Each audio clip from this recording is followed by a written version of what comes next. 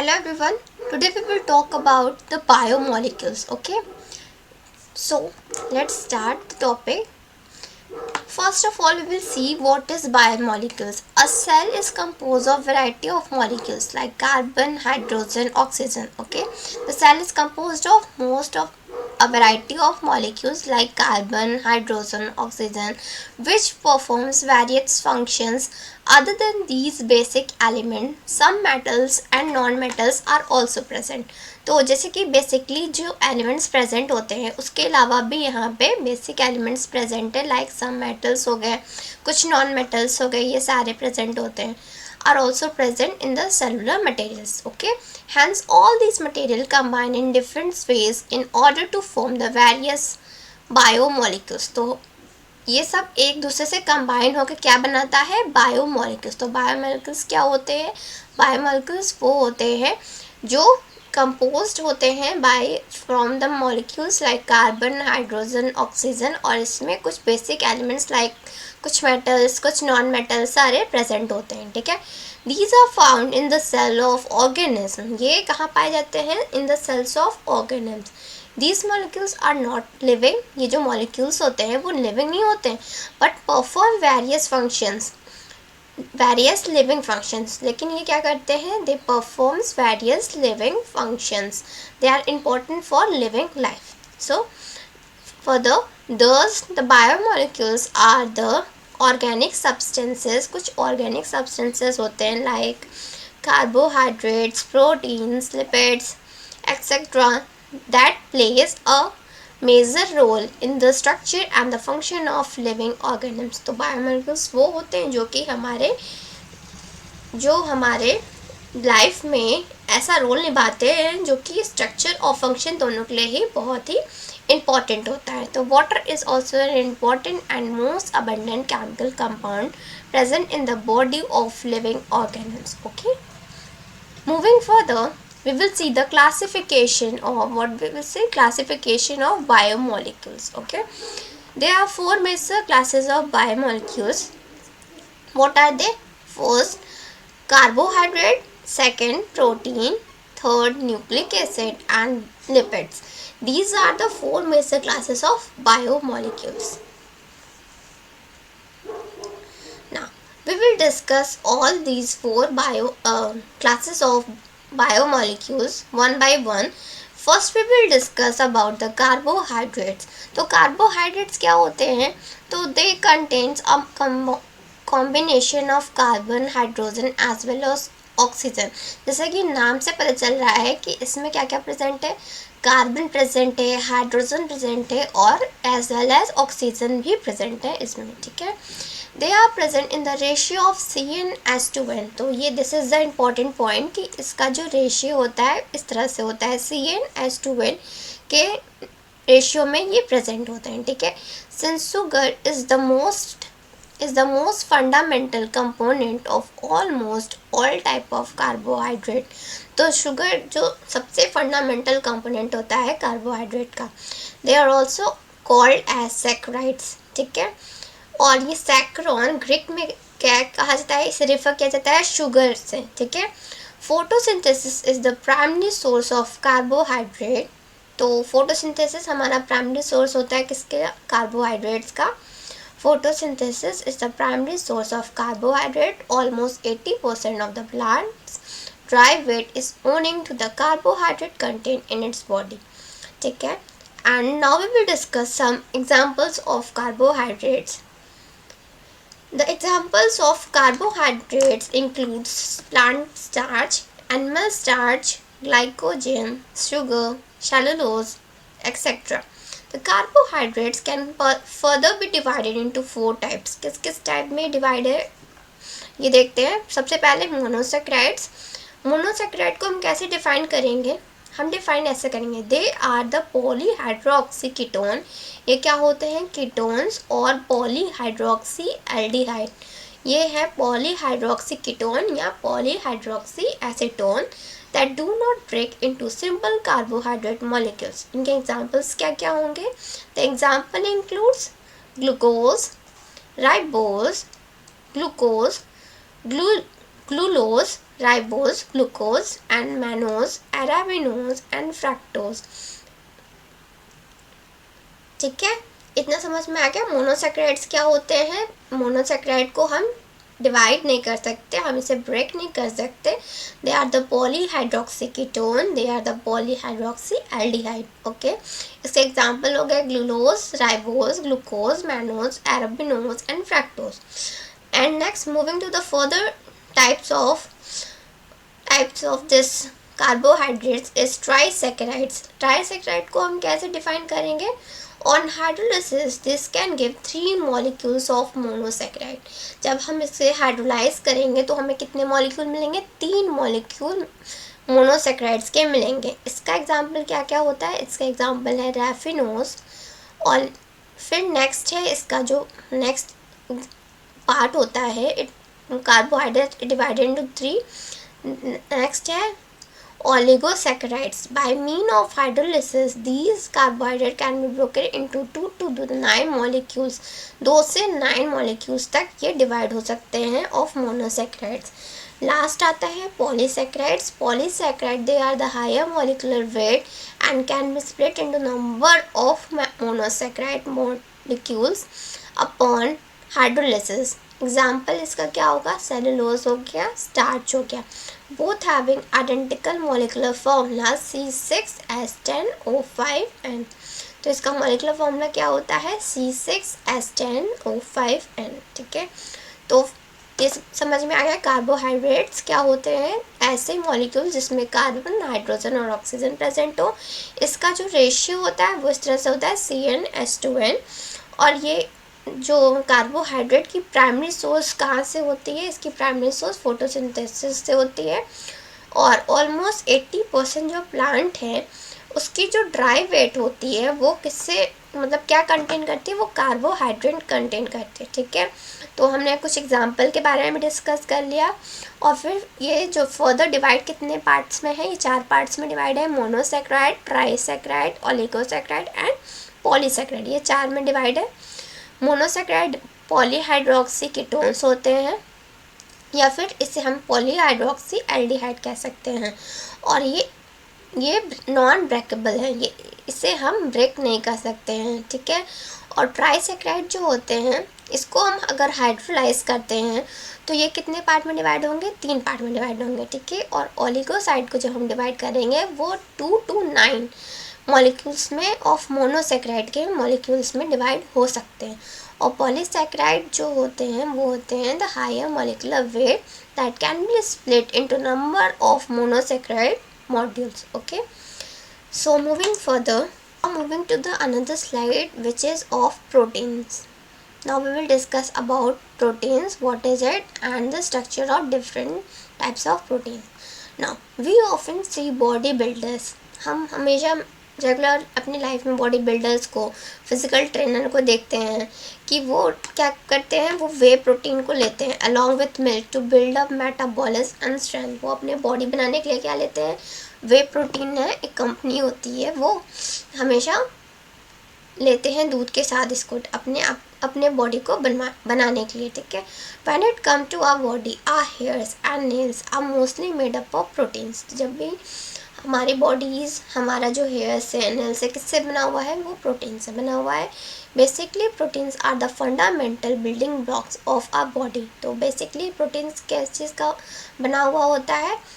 हमारी जो बॉडी है वो किस चीज़ से बनी हुई है? वो प्रोटीन से बनी हुई है। They are large and complex macromolecules और biomolecule.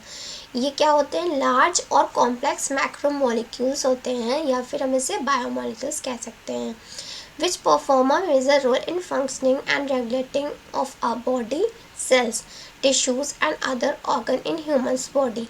They are also used in providing strength to a body, in producing hormones, energy, enzymes and other metabolic chemicals.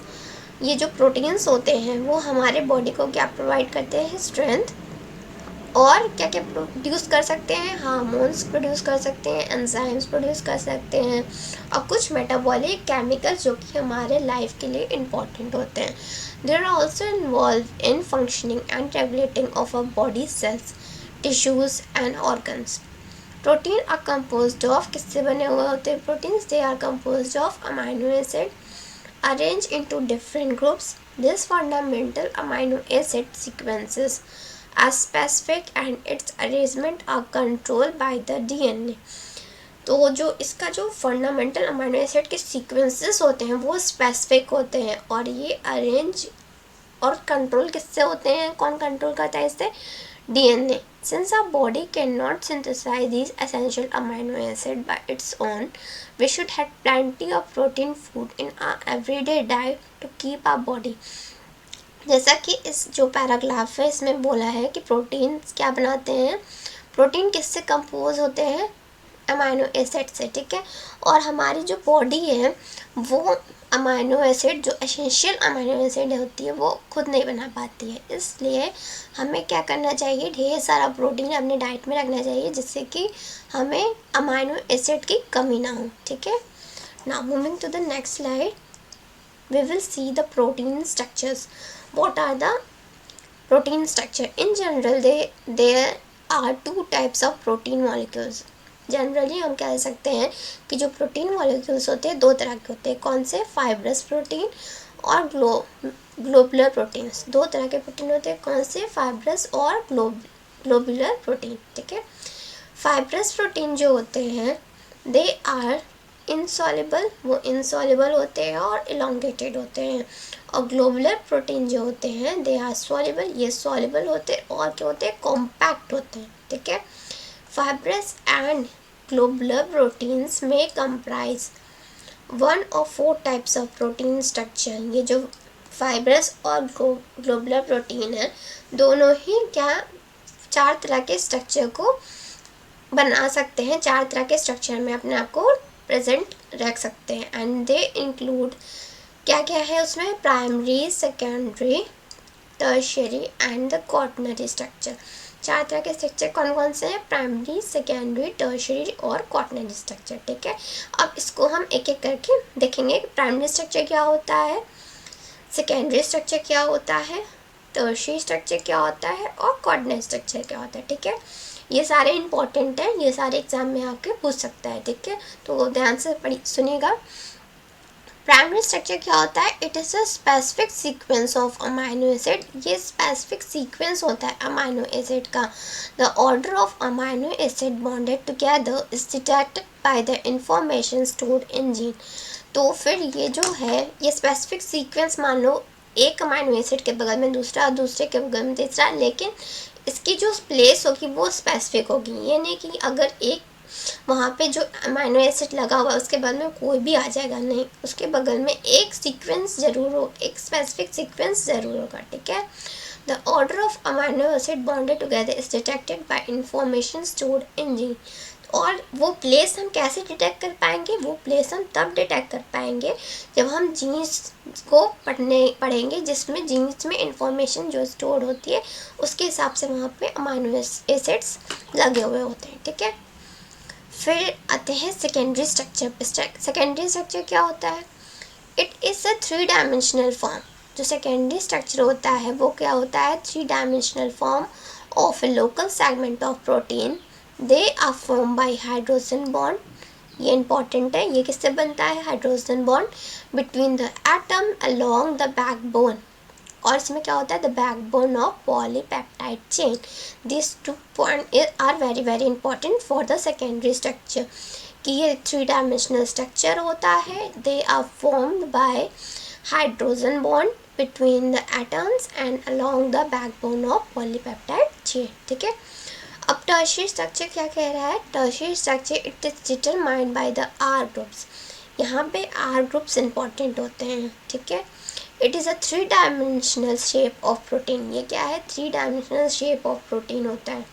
जैसे कि हमारा सेकेंडरी स्ट्रक्चर था, many number of tertiary structure fold to form. जब tertiary structure बन जाते हैं तो बहुत सारे जो प्रोटीन्स होते हैं वो फोल्ड करके अपने आप को क्या बना लेते हैं? Quaternary structure. क्वाटरनरी स्ट्रक्चर क्या होता है अब हम देखेंगे. It is a arrangement of multiple folds protein subunits in a multi subunit complex, ठीक है. यहाँ पे मैंने डायग्राम भी दिया है. प्राइमरी स्ट्रक्चर का कैसे है कि सीक्वेंस वाइज देखो कैसे दिया है. वह एक अमाइनो एसिड ऐसे, दूसरा अमाइनो उसके ऊपर, तीसरा ऐसे, चौथा ऐसे, इस तरह से ये प्राइमरी स्ट्रक्चर बना हुआ है। ठीक है, तो इसको हम क्या कहेंगे, प्राइमरी स्ट्रक्चर। एक अमाइनो एसिड, लेकिन यहाँ पे मान लो कोई अमाइनो एसिड वैलिन नाम का है, ठीक है, यहाँ पे एलेनिन नाम का है, ठीक है, लेकिन यहाँ पे जो वैलिन के बाद एलेनिन आ रहा है ये स्पेसिफिक होगा कि इस प्रोटीन में वैलिन के बाद एलेनिन आना है या फिर ग्वानिन आना है, ये सब स्पेसिफिक होगा। ठीक है, ये चीज़ यहाँ पे लिखा हुआ है प्राइमरी स्ट्रक्चर में।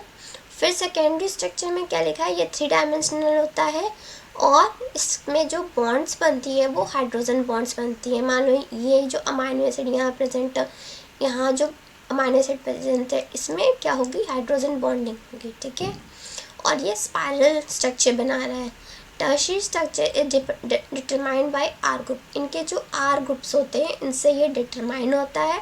और टर्शियरी स्ट्रक्चर आगे चल के फोल्ड करके क्वाटरनरी स्ट्रक्चर भी बना सकता है। तो ये डायग्राम किसका है, टर्शियरी स्ट्रक्चर का है। और ये डायग्राम जो दिया हुआ है एकदम कॉम्प्लेक्स होता है, मल्टीपल फोल्ड्स होते हैं इसमें, और जो प्रोटीन के सब यूनिट्स होते हैं वो एक दूसरे में कोयल करके multi subunit complex structure बनाते हैं, जिसको हम क्या कहते हैं, जिसको हम कहते हैं क्वाटरनरी स्ट्रक्चर। ठीक है, ये क्वाटरनरी स्ट्रक्चर, ये टर्शियरी स्ट्रक्चर हो गया, ये सेकेंडरी स्ट्रक्चर हो गया और ये प्राइमरी स्ट्रक्चर है। ठीक है, अब हम लोग दूसरे स्लाइड पे मूव करते हैं। अब हम पढ़ेंगे डीनेचुरेशन ऑफ प्रोटीन। तो डीनेचुरेशन ऑफ प्रोटीन क्या होता है ये देखते हैं, ये इंटरेस्टिंग है, इसको नोट डाउन कर लेना, ये इंपॉर्टेंट होता है। ठीक है, अब डीनेचुरेशन ऑफ प्रोटीन्स क्या होता है, protein found in biological system. Protein हमारे बायोलॉजिकल सिस्टम में पाया जाता है with a unique 3 dimensional structure and biological activity is called native protein.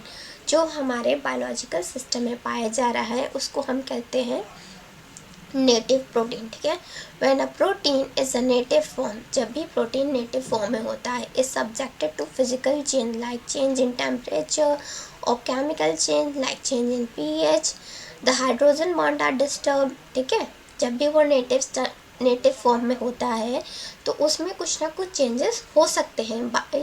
क्या क्या सर्कमस्टांसेस होते हैं, पीएच के कारण हो सकता है, टेम्परेचर के कारण हो सकता है, उसकी आयनिक स्ट्रेंथ के कारण हो सकता है, या फिर सॉल्युबिलिटी के कारण हो सकता है। ठीक है, ये सारे उसके सर्कमस्टांसेस होते हैं जिसके कारण वो अपने स्ट्रक्चर को चेंज कर सकता है। Due to this globules unfold and helix get uncoiled and protein loses its biological activity।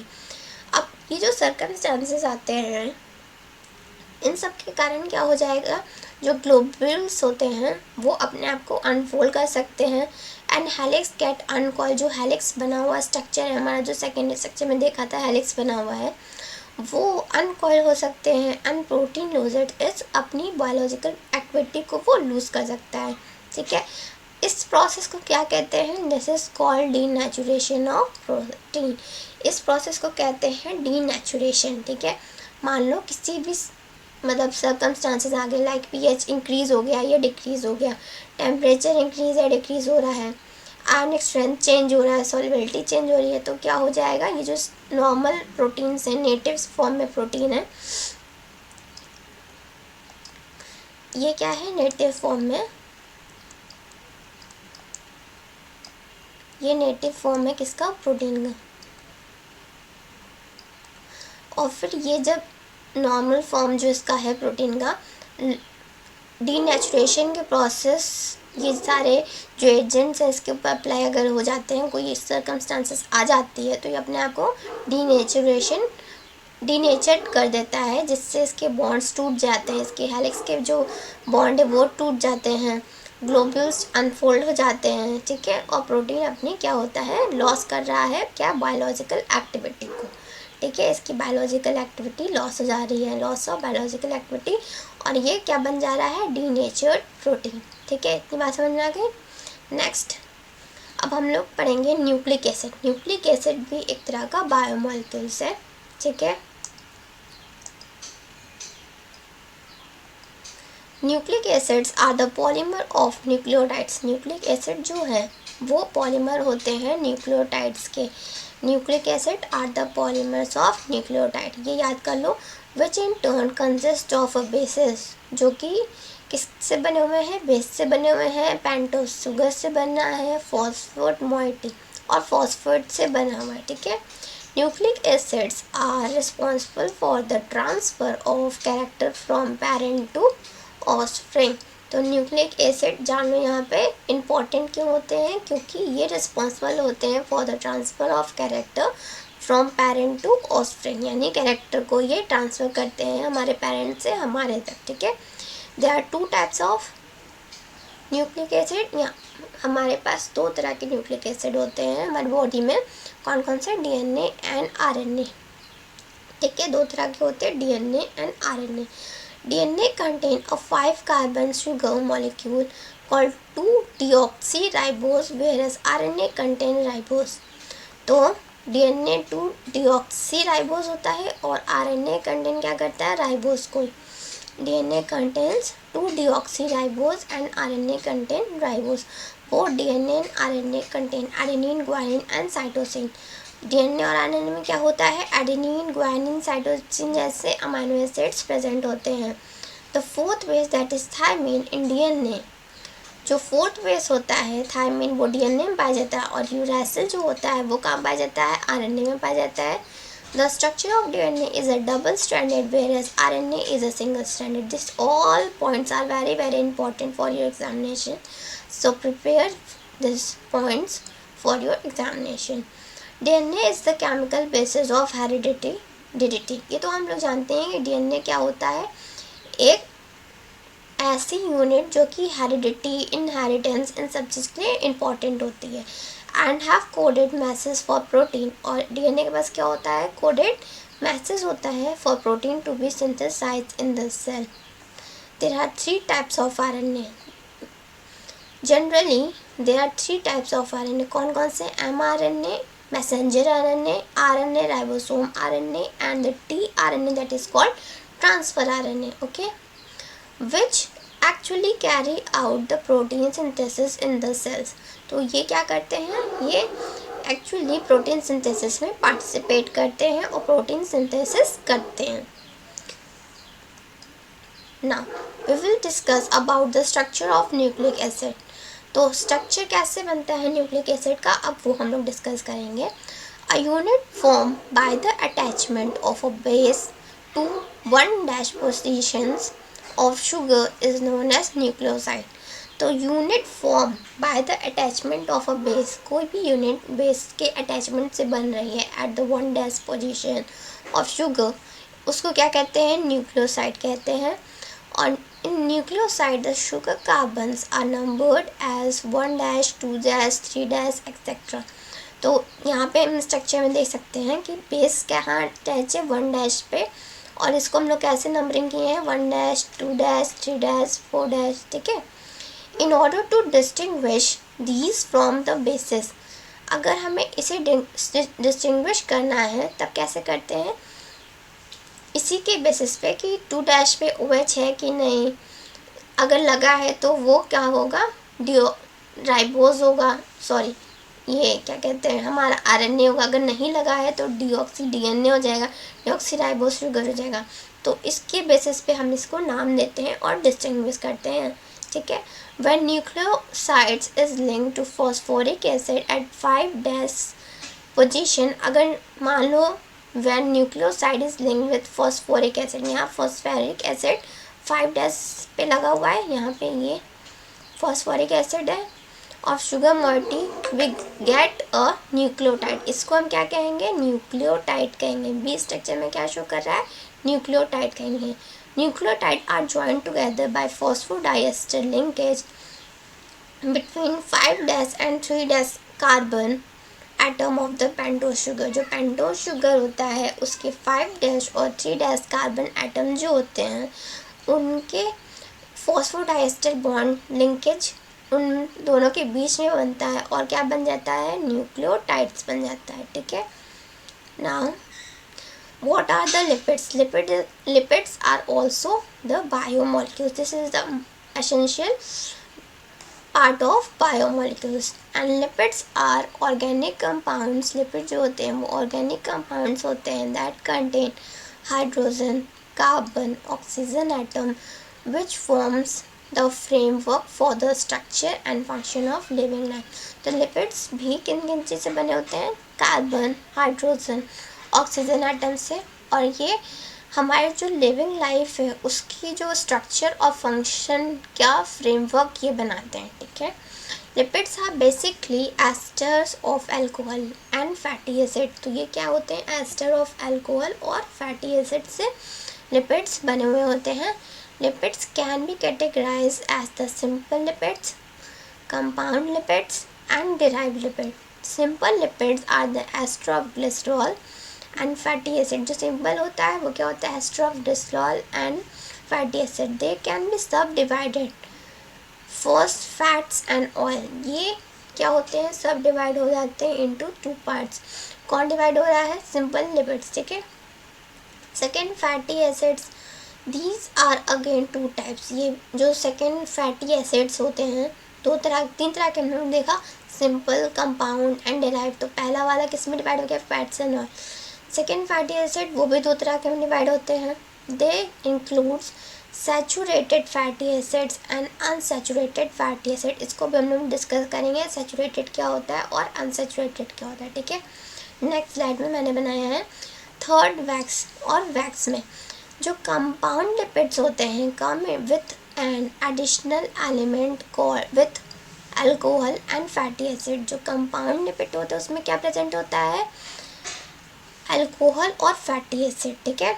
The sub type include phospholipid, क्रोमोलिपिड्स, ये सारे सब टाइप्स है, ठीक है। ग्लाइकोलिपिड्स, अमाइनोलिपिड्स और डिराइव्ड जो लिपिड्स होते हैं they derived from the hydrolysis of both simple and compound lipid। तो जो derived lipids होते हैं वो हाइड्रोलिसिस ऑफ बोथ, अगर हाइड्रोलिसिस कर दी जाए सिंपल और कंपाउंड लिपिड की तो हमें डिराइव लिपिड्स मिल जाता है। तो यहाँ पे हम स्ट्रक्चर दिया हुआ है। स्ट्रक्चर कैसे होता है लिपिड्स का? लिपिड्स की बाइलेयर बनती है, एक यहाँ पे लिपिड्स होता है और एक यहाँ पे लिपिड्स होता है। ये उसका पोलर हेड है जो कि हम कहते हैं हाइड्रोफिलिक होता है, और ये सारे नॉन पोलर टेल्स हैं इसके। जो हाइड्रोफोबिक होता है, हाइड्रोफोबिक यानी जिसको वाटर से डर लगता है, वाटर को क्या वो फेस नहीं करता है, ठीक है। और जो पोलर हेड्स होते हैं वो वाटर को फेस कर रहा है, जैसे कि यहाँ दिख रहा है, ये वहाँ पे वाटर प्रेजेंट है, ये सब फेस कर रहे हैं वाटर को। तो ये हाइड्रोफिलिक यानी वाटर लविंग, एंड हाइड्रोफोबिक यानी वाटर से डेंजर, वाटर से डर लगता हो, ठीक है। ये सारे पोलर हेड्स हैं इसके। ये स्ट्रक्चर हो गया इसका। Now what are the properties of lipids. अब हम प्रॉपर्टीज़ को डिस्कस कर लेते हैं लिपिड के। Lipids are the family of organic compound. ये किसकी फैमिली है? ऑर्गेनिक कंपाउंड्स की। Compounds of fats and oil. Compost of fats and oil किससे बना है? फैट्स और ऑयल से। These molecules yield high energy and are responsible for different functions. और रिस्पॉन्सिबल किसके लिए है? ये responsible for different function within the human body. Different function निभाते हैं ये हमारे बॉडी में। Listed below are the some important characteristics of lipid. यहाँ पे कुछ कैरेक्टरिस्टिक दिए हुए हैं जिनको हम लोग अभी हम एक्सप्लेन कर देते हैं। Lipids are oily and greasy non polar molecules stored in the adipose tissue of the body. Lipids कहाँ स्टोर होते हैं? लिपिड्स स्टोर होते हैं एडिपोज टिश्यू में, ठीक है। Lipids are heterogenous group of compounds mainly composed of hydrocarbon chain.